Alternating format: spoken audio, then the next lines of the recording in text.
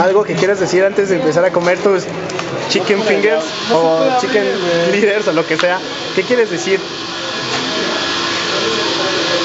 Paco? Es el tamaño de mi dedo meñique, güey. Veamos lo que nos vamos a comer ahorita.